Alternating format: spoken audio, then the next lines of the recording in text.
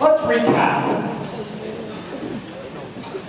You'll recall in one of my previous lectures, I talked about where nationalism comes from. And I argued that nationalism is the product of industrial society.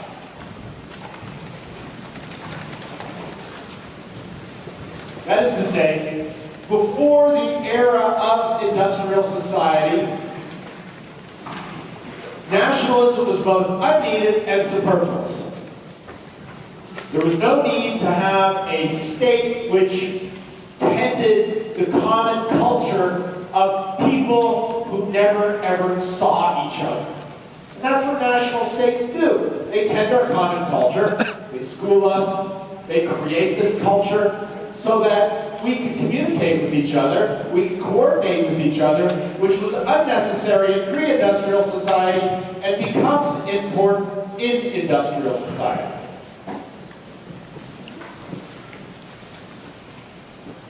And you'll recall that the irony of that position,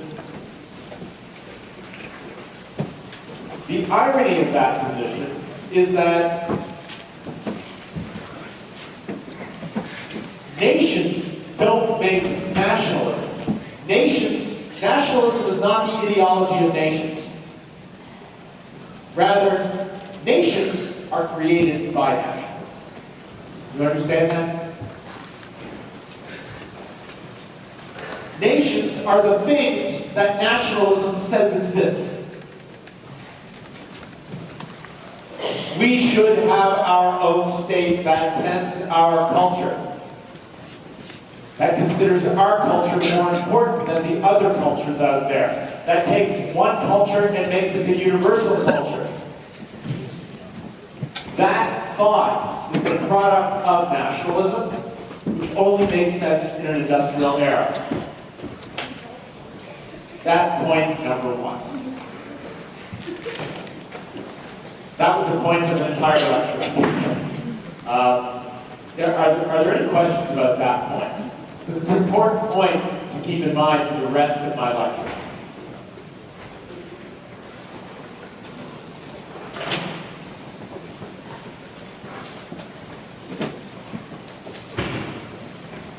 Yeah. Can't hear you. Can't hear you. You gotta say it louder. Okay.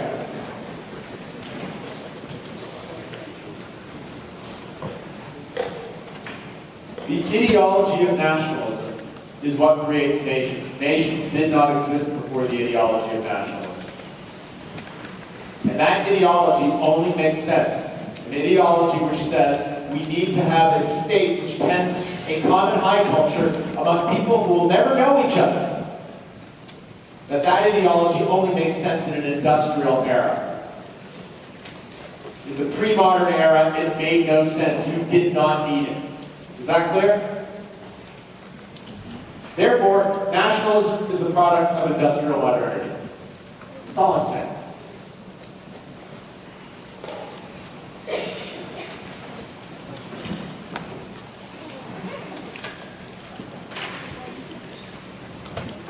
More questions?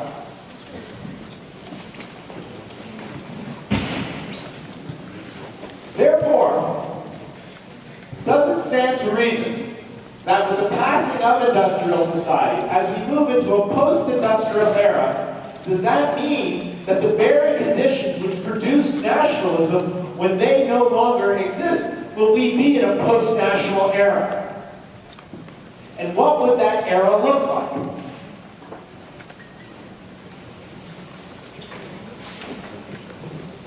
If the organizations that were designed to create and foster our loyalty to a particular high culture, if they no longer matter that much anymore, will it transpire that our most fundamental loyalties are no longer to that group, to Germany, to England, to Canada, to the United States?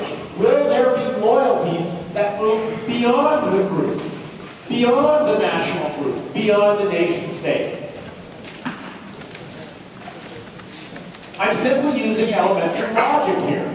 If industrial society is what caused those original loyalties, which had never existed before in human history.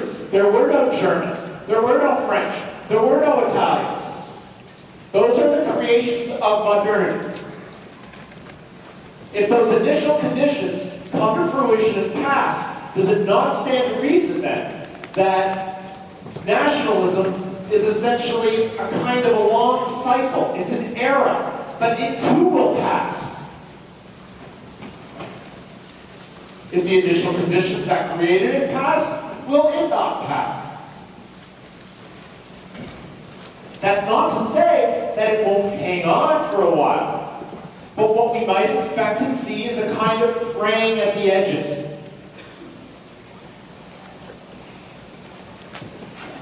In fact, let me continue to be the complete asshole I've been throughout this whole course.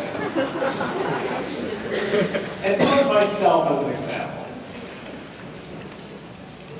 I love Canada. I think it's a wonderful place. I do. We have so much here. We're so fortunate. I like the values. I like the absence of guns. Please nobody pull out crap.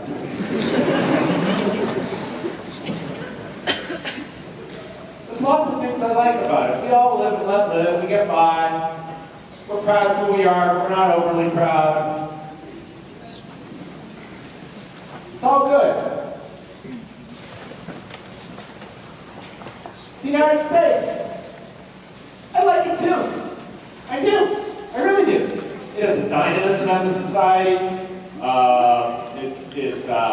They're very clear about what their values are. You know, freedom and free speech. They're very, very big on that. They're militantly proud of that. I like the weather. I like the surfing. There's lots about the United States I like too, I want to say. As a matter of fact, when I'm really honest with myself,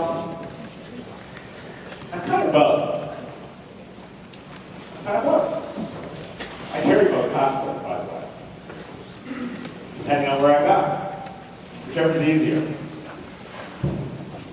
I have no trade. It's a piece of paper.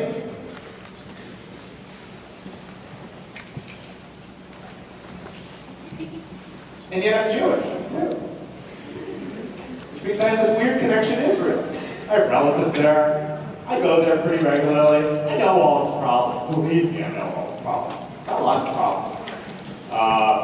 There's probably places that have way worse problems, but you know, I go there. And, you know, I could picture someday grabbing that passport too. 3. As a matter of fact, I have to confess I believe in collecting these things. You know? As a matter of fact, I've been told because my grandparents left Poland in some haste, to put it very, very diplomatically, that I'm entitled to Polish citizenship, which is cool, because of course that's an EU member state, which of course lets me live anywhere in Europe. I just haven't pursued it yet, and I do that too. That makes 4. I love all these places. I don't feel, but I also, my loyalties, I guess, spill over. They spill over.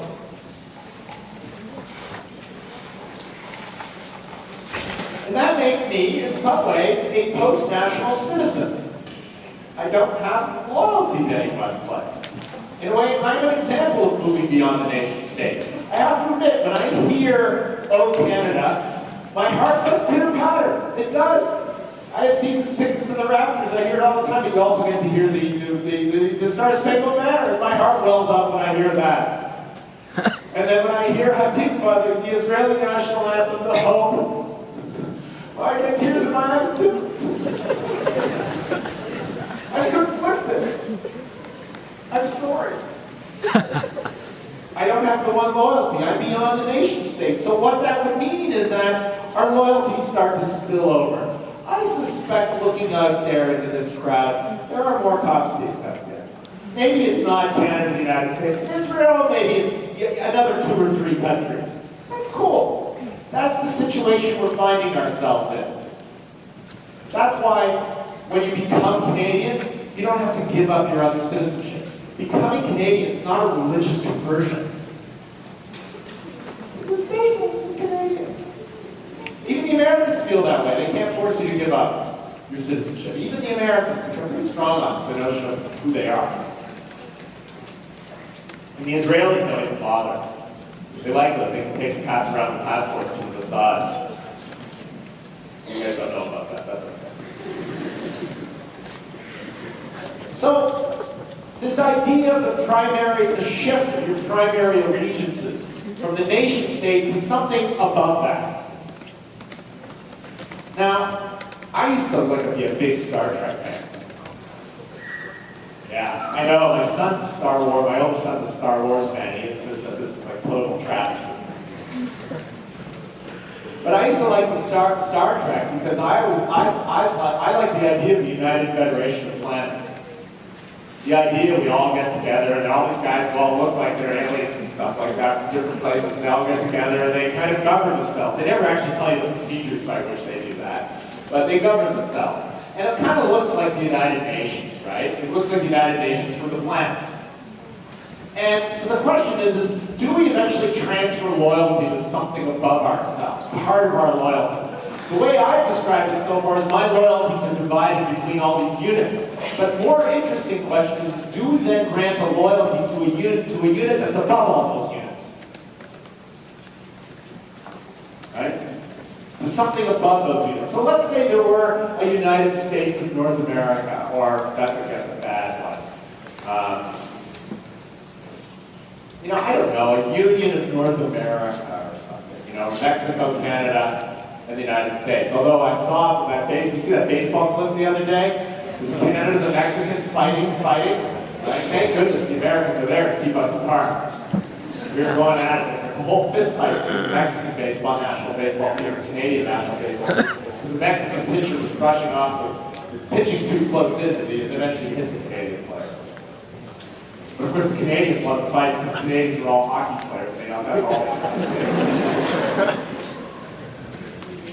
Mexicans were trying to box. The Canadians, of course, were quickly pulling the jerseys over the top, doing the whole boxing. Okay. What would that mean? How would that actually transpire? How would you move your loyalty to beyond the nation state? That's what I want to kind of talk about today. How would it work? After all, so the world today, the organization of the world today is in nation states, right? Is in states. States which each have seats at the United Nations. We realize it's only been that way. The world has only been chopped up into states for a couple hundred years. How many believe it's going to be chopped up that way for another 10 years? Raise your hand. 20 years. 30 years. 500 years. 5,000 years. Wow. Yeah, that's not reasonable. Because something that only came about 200 years ago is going to last another 5,000 years, it doesn't make any sense. So the question is, we need to start thinking through what is going to be the political organization of the world. 100 years ago, 100 years from now, 150 years from now, what it doesn't stand to reason, it won't change as much as it already has over the last 200 years. It does. So let's talk about the European Union. The one case study we have where this really appears to be the case.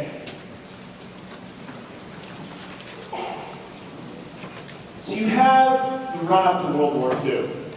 And Europe is really all about France and Germany competing against each other. And of course, your World War II was horrible carnage. It was a terrible fight. We all know the story.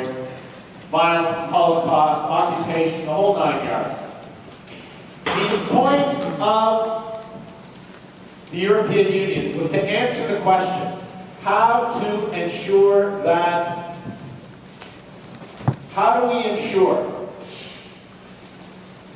France and Germany will never fight again? Basic question. How do we ensure that? There were some ideas. Don't write down every word on that slide. I'm going to talk to you. I'm going to spend as much time on this slide as I just spent on the last slide. There were ideas out there about how to do this. They were floating around even before World War II. The idea of a European federalism. Now, you could create a kind of United States of Europe. That was sitting out there.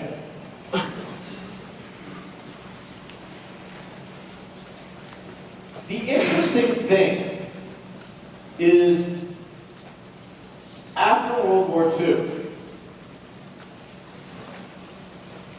in 1951, in fact, 6 years after World War II, the way they actually proceeded was not through federalism at all.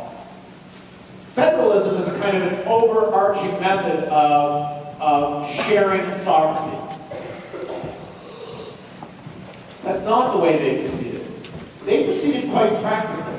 And I think it tells you a lot that in 1951, the first big agreement on the continent was the European Coal and Steel Community, which included France, Germany, Italy, Belgium, Netherlands, and Luxembourg.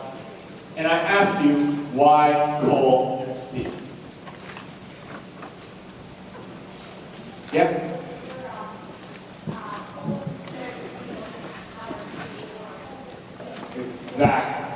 Exactly. Coal and steel is what you needed to make the implements of war. But they proceeded not by creating a federalism, but by creating an agreement which would regulate and unite the production of coal and steel.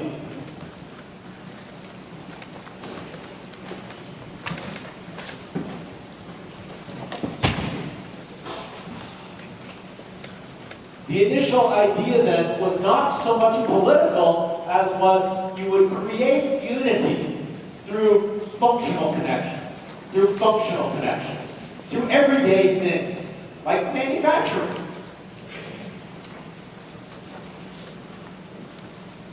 Rather than this big architecture from above, you create organic connections from below.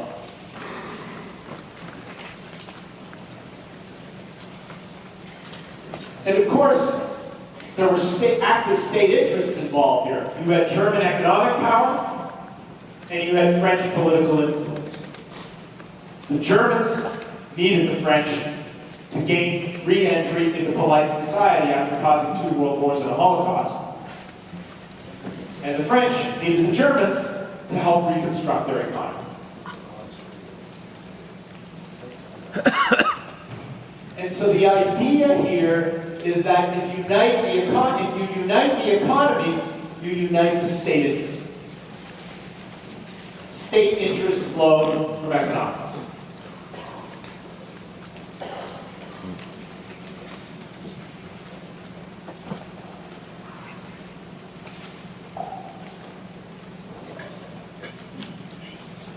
Those are pictures of Monet and Spock, who were the two, who were the French and Belgian kind of architects of this initial agreement.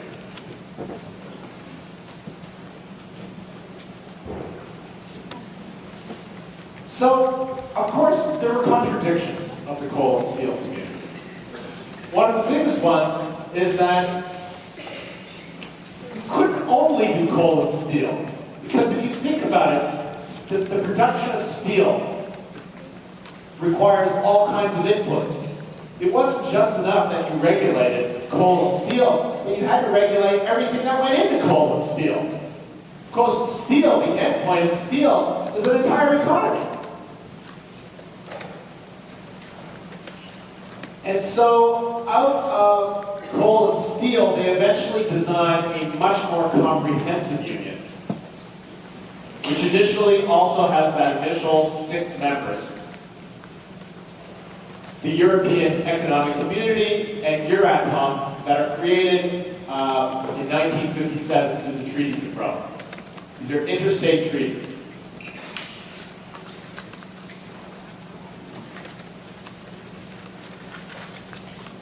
Today, the European Union has enlarged its membership. The European Union went from having 6 members to 9 members to 12 members to 15 members to 25 members to 27 members to 28 members by today. This is all between 1957 and today, over time, in spurts. And it has its own institutions, which are above any nation state.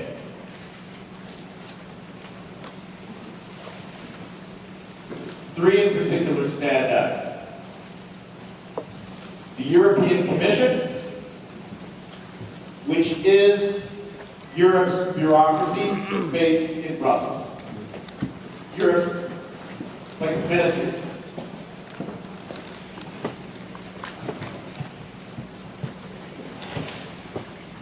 Council, which consists of representatives of the member states. It's not elected. They are appointed by member states. This is the most powerful institution in Europe. It's unelected. And then the Parliament, which is elected. But the Parliament, in fact, does not have the majority of power because almost all EU-level legislation is done by agreement of the Council before it gets sent to the Parliament.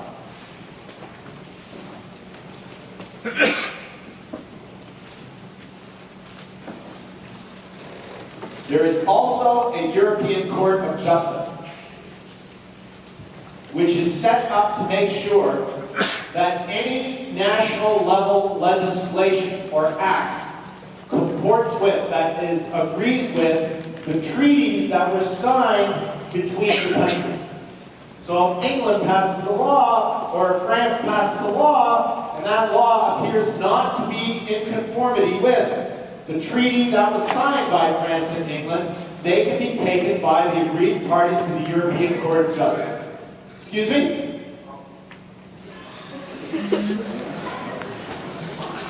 Sorry. Better than me, that was good. Authority.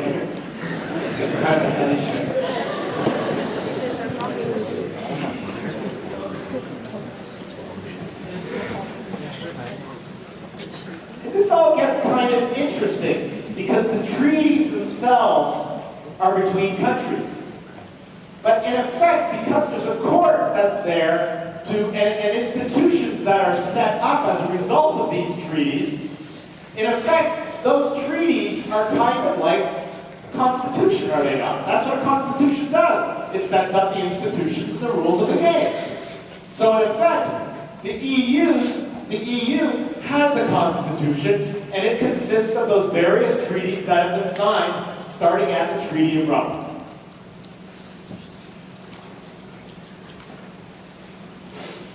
And it's interesting to think about what is the difference between a treaty and a constitution. Canada, our constitution, is kind of like a treaty in some way between the parts of Canada. Some places sign on, some places don't sign on.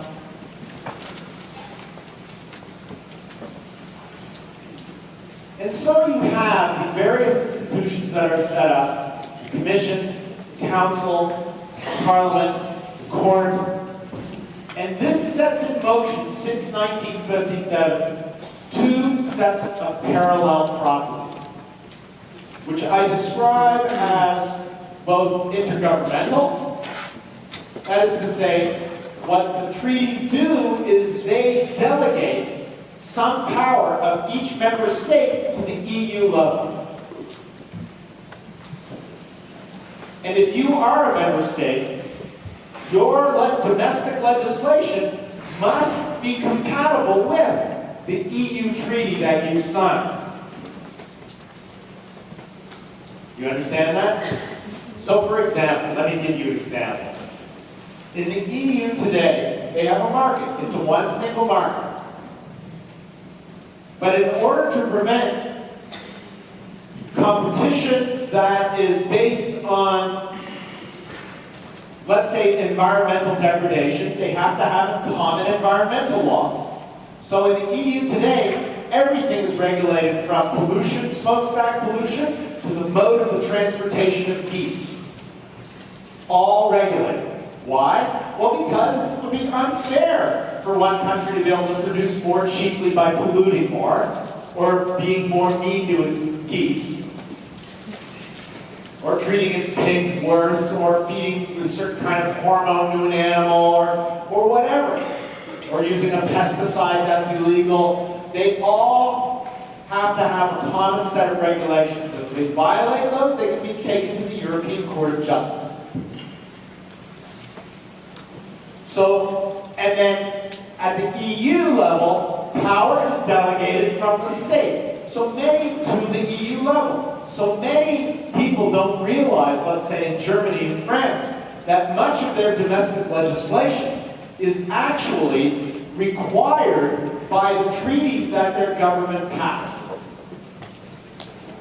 You understand? The treaties that their government signed bind them to all kinds of legislation. From everything from smokestacks to money, to competition policy, to the transportation of geese, to the environment, and everything. The EU laws, the body of EU laws have expanded over the years. Today, EU law consists of 150,000 pages of regulations, 10,000 separate regulations that bind each of the states that are signatures to the treaties. I'm not saying that every state does it perfectly, they don't, just like in Canada they don't. But it creates a common market, a common space. There are no borders in most of Europe. You can travel, most of you don't realize this. You travel between Germany and France, you don't know you've crossed the border. It does not exist. It's not like Canada and the United States. It does not exist.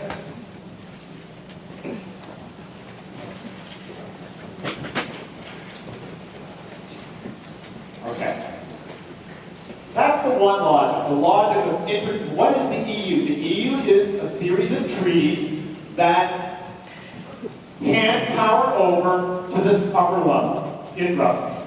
That is the EU. It's a series of treaties. So the question is, it's basically intergovernmental. That's what the EU is. It's a series of treaties, like NAFTA in North America.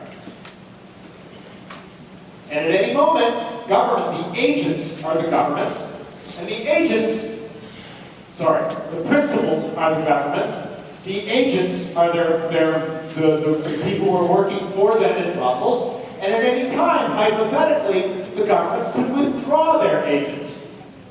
They could pull out. They could say, we don't want to do this anymore. We could say, we don't like the EU. We're screw the EU. That's the intergovernmental logic. The EU is a series of treaties. There's a second logic, however. And that logic is the logic of spillover. And that logic of spillover extending from the very first all the way back to the European coal and steel community. What do I mean? You couldn't just do coal and steel. That would have given one place an advantage, a place that polluted more. You had to do the environment. You couldn't just do the environment. You had to do other things. And so there was a logic of once you actually coordinated in one area, you needed to coordinate in another area in order to keep the playing field level.